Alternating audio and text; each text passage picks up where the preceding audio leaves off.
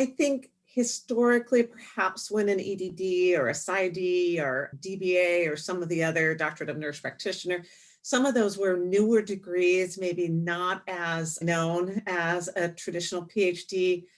They weren't necessarily considered to be equal or equivalent or as beneficial. And I hope and believe that mindset has changed. The degrees are equally respected in the field, and you can get to where you want to be with either one of those degrees.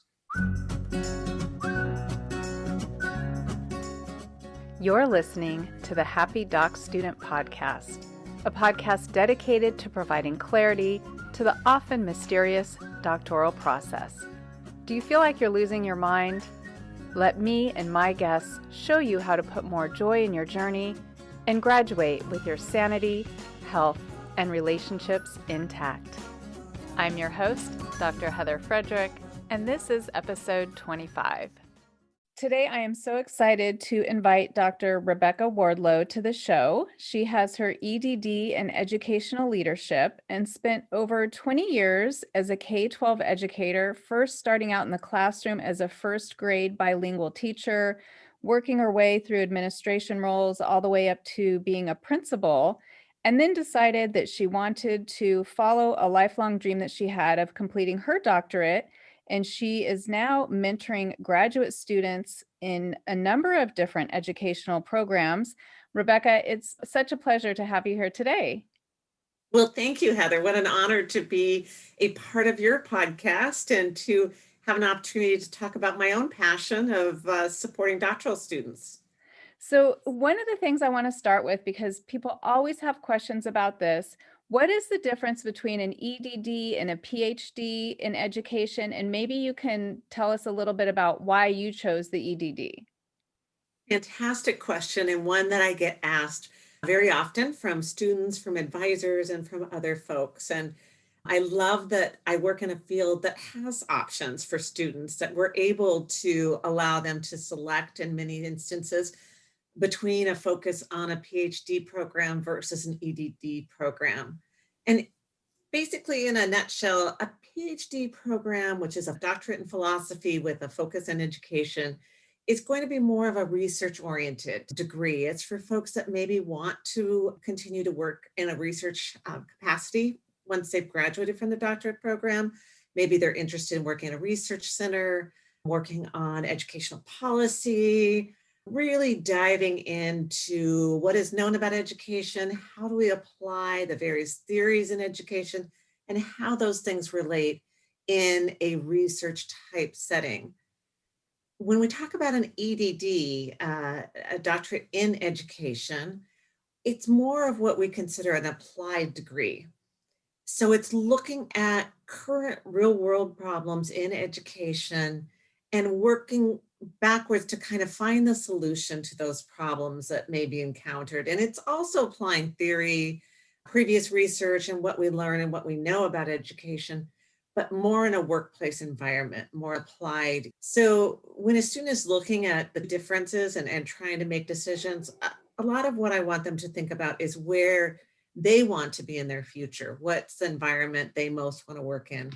If they're looking at perhaps working as a superintendent in a school district or in another public administrative role, an EDD may be the way that they're most interested. They may want to get out there and kind of solve the problems and use research to find the solutions. If the goal is to continue to work in higher education, to perhaps work as a faculty member, they may want to consider the PhD and really get that grounding in both theory and research methodology and feel very, very comfortable in that world. So it's partly about the program themselves and what the courses are and what they're interested in, and then primarily about where they want to be when they complete their degree. So to be clear, because I know some listeners are confused, both call themselves a doctor, right? Whether it's EDD or PhD. This is very, very true. Yeah. And they're both terminal degrees, so you can't go any higher. This is true also. When you've completed one, you've completed your doctorate. I always say you're at the highest rung of the educational ladder at that point, right? There's not another rung to climb. Exactly. No, not at that point. So they're equal, but they're different. Exactly. And so I love that you talked about looking ahead and where the student wants to be post-graduation, because I know my degree's in psychology and there's a PhD in psychology and a PsyD, right? A doctor of psychology, very similar kind of parallels to the educational field. And what I found is that sometimes people don't take time really figuring out where they want this degree to go to make sure they're on the correct path. And I'll admit that I very naively started in my EDD program without really knowing at that point what the distinguishing factors were either. I was very fortunate to have been recruited by a woman who became a very strong mentor of mine into a new program that was being developed and launched in the San Diego area. And it was the first year in the first cohort. It was at an established university that also offered a PhD in education. But she really sold me on the EDD. And I was fortunate to be in a cohort of other public educators that were very much goal oriented in the same way I was. And so it was a perfect fit. But it wasn't because I was as methodical about researching options as I probably should have been in hindsight. But I was very fortunate that I was in the program that I was in, and it turned out to be a great fit. But yes, absolutely considering where you want to be is important. It's interesting. I kind of have a little bit of a similar story in that I didn't realize that a PsyD was an option. And my mentor had recommended a PhD in psychology, and not unlike you, it seemed like a good fit. And I went for it and it all worked out. But nowadays, with there being so many options, especially online, sometimes I've seen people maybe just, clicking on an ad on Facebook and talking to an enrollment advisor. Next thing they know, they're in this program and they come to a residency, and then you and I meet them and they didn't even realize they had options. So 100%. I do. I meet those students often, and there are times when we discuss enough to perhaps have an opportunity to even change their program from one to the other. And I think historically, perhaps when an EDD or a PsyD or DBA or some of the other Doctorate of Nurse Practitioner, some of those were newer degrees, maybe not as historically known as a traditional PhD. They weren't necessarily considered to be equal or equivalent or as beneficial. And I hope and believe that mindset has changed in the last 10 or 15 years. And I do believe that the degrees are equally respected in the field and that you can get to where you want to be with either one of those degrees. You know what, Rebecca, I think that is such an important point because I'm right there with you. Of course, when there's something new, it kind of needs to, stand the test of time for people to understand. And sometimes when something's new, it's a little different and a little scary, especially in academia when we're used to doing things a certain way. But I have absolutely had people ask me, but isn't the PhD the better degree? And I hope that we're distilling that stereotype, that false belief. These are both rigorous scientific degrees that just simply have different outcomes, right? Different goals. 100%. And the rigor and the final, whether you call it a project or a dissertation or whatever the nomenclature is at a given institution, there is going to be the same rigor and requirements and expectations for a published document at the end that will be, very consuming, but very important. I like to picture it as it's two sides of the same coin. We need the people pursuing their PhDs to drive theory and research, and then we need the people going after the applied degrees to take all that theory and get it out into the real world. So we really can't exist one without the other. That's absolutely true. And I think the introduction of the EDD has drawn more people into this academic world and this more of a terminal degree interest because it is that applied degree. And so my hope is that we'll get more educated, more research oriented folks that are out there also as practitioners. So let's switch topics here to something you and I had been talking about before we started recording. And that is, so you've got the student, they pick the EDD or the PhD, they decide which track is going to be more aligned with their life goals, and they do their core courses, their content courses, and then it comes time to work on the dissertation doctoral project, depending on their program. And this is an area where you love to work with students. So tell me what happens at that stage and what people could expect. Well, it is an area that I absolutely love. And just this week, I've had several Zoom meetings with some new students that I've just taken on as their chair. And just that introductory Zoom meeting is a lot of fun. And as we begin to talk and as I get to know them, the first thing I'm going to ask them about is what their passion is. What is it that they love? What is it that they have a tremendous curiosity about, that they really want to dive in and learn more about? Of course, it needs to be related to their field and needs to be related to what they've been studying, but it's really a chance to think about yourself as becoming the expert in that area of focus. And so it's fun to just start brainstorming with them and to talk with the students about what do they love, what are they passionate about, what are they interested in, and what do they think they want to spend the next however long it takes really learning about and diving in and getting to build their expertise around. We also talk a lot about it needs to be something that they already have a familiar basis with. It's not a good time to decide you're going to learn quantum physics in your doctoral program at the end of your dissertation. It really needs to be something that you know about, that you're familiar with, perhaps an area that you're working in, that you really do want to build your own expertise in. So we kind of try to find the commonality in those areas as we begin to talk. Let's dig a little deeper into some of those points you just made, because I have worked personally with a lot of students that do get to that stage and they do want to pick a topic where they have no experience or very little experience. And that is definitely one of the tips I try to give students early on in their program is at least identify a general area, that you're interested in, because by the time you get to this stage where they're working with you as the chair, if they're starting from scratch, that could really extend the amount of time it's going to take them to create this product.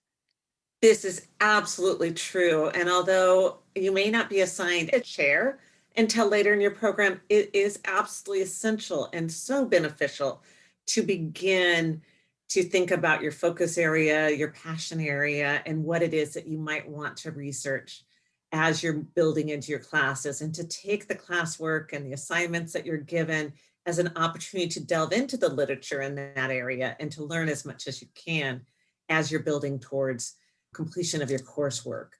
I often talk with my students about it being a funnel. And you're going to start with this very broad topic, which is your area of interest. And you're going to be narrowing it down to this very narrow focus area as you get into your actual research questions and what it is you're really going to be investigating. But starting with an exploration at the top of the funnel is crucial. And the sooner you begin that, the more likely you are to be able to narrow that funnel when it comes time to really select your discrete topic. So just for fun, because I know a lot of people struggle with, oh, they're telling me I need to know my topic now. What did you do your project on? And can you give us an example of like what a broad area would be so people can kind of visualize this funnel? Absolutely. For my topic, I was at the time an elementary school principal. I really loved my job. I was very passionate about it. I'd been in that role for a number of years and had some great experiences. So I knew I wanted to do something around school leadership. And I also had observed in my own school district that there had become this revolving door of principals. And I quickly became the senior principal in the district, even after just a few years. And I was finding that the longevity of principals in our district was anywhere from 2 to 5 years. And that they were kind of being, to be very blunt about it, kind of chewed up and spit out by the system, by the parents, by the teachers. Just, the environment was a very tough one. And I wasn't witnessing success with my colleagues as much as I believe that I should have. So that kind of led me to, well, okay, here's my focus. I'm interested in school leadership. Here's the identified problem. There was too much transiency in the field and in the profession, and specifically in what I was witnessing within my own school district. So then I began to look at, well, what happens? How do principals become successful? How do leaders succeed in this type of a difficult environment? And what kinds of programs are helpful? At the same time, I had an opportunity to be trained to work as a coach with new administrators. So I was able to kind of take my real world experience of the job I was doing and some of the extra training and extra experiences I was having with my identified area of school leadership and mesh that to look at the problem that I was seeing, which was this lack of retention of professionals in the field or this quick turnover.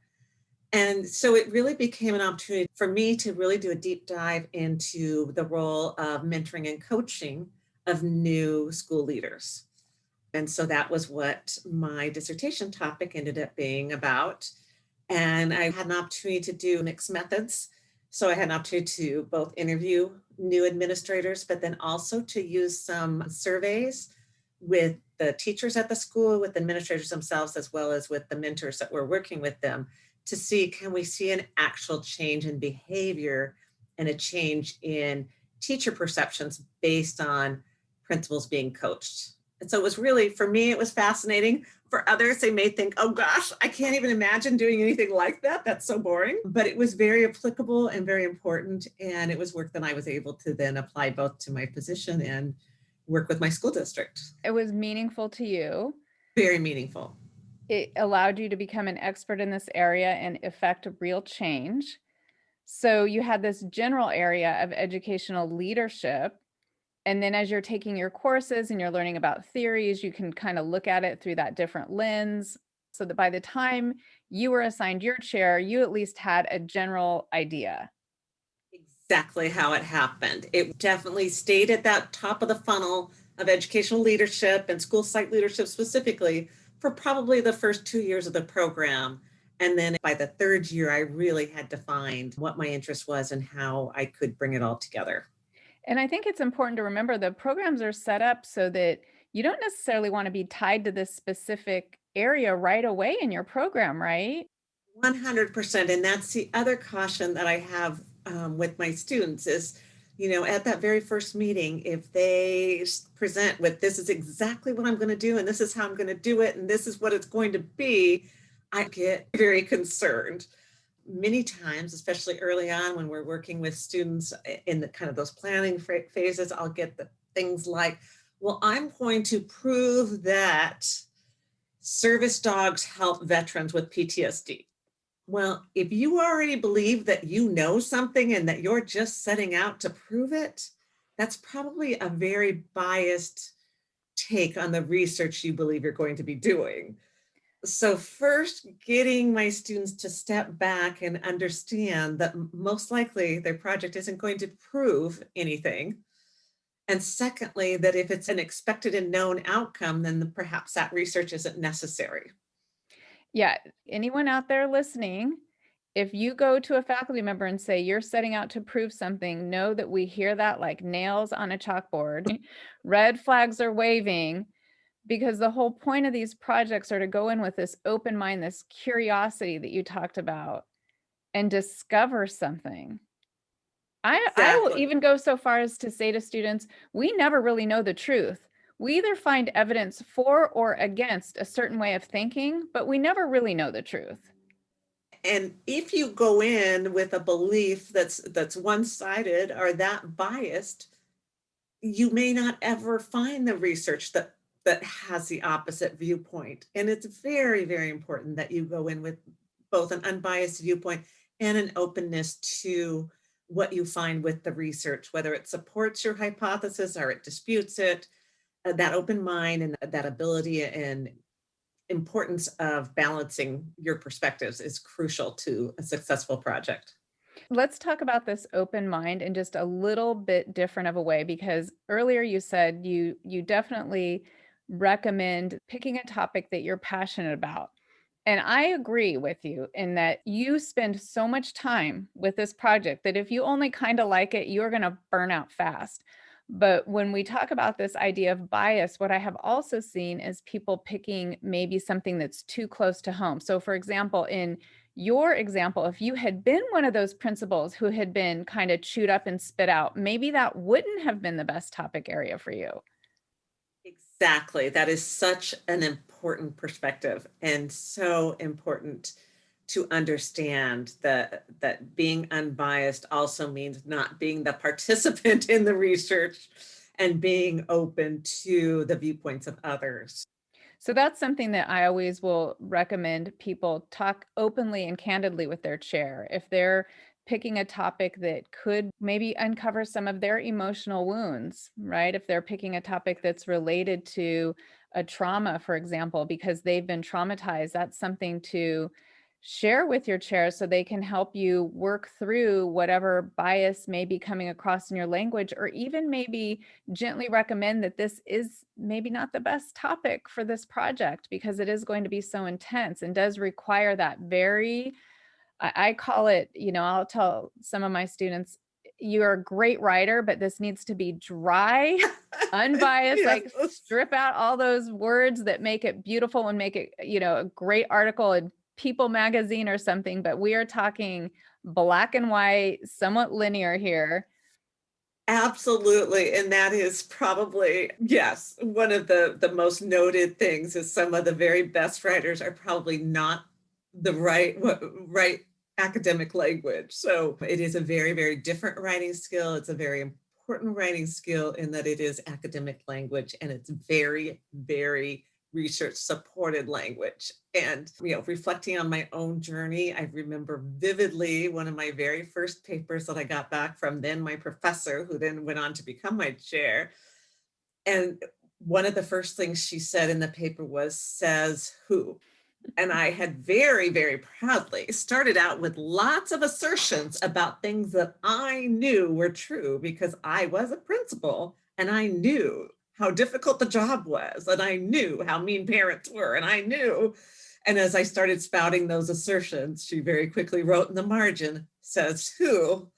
And that's always been a very concrete reminder to me that until you're the published researcher and you're the expert in your field and you're the one who's doing the research and citing the work, it's not about your opinion. It's about the views of the experts and the views of the researchers who've gone before you. So that's always stuck in my mind. And that's something I always try to distill to my students as well. And it is something that you have to practice, especially if you're Yes. a mid-career professional and you do have all this life experience. And then the onus is on you to go to the research and uncover every different perspective out there that exists, synthesize it, and present it in a way that your reader would never know how you believe. Exactly. And that Exactly. and that can be tricky if you pick something a little too close to home. So just That is word of such an important caution.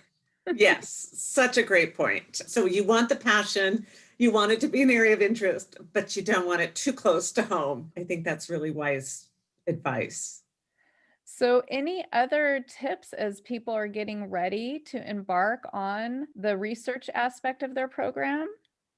I think that it's just so crucial that you do get just inundated in the research, in the literature, and knowing what's out there.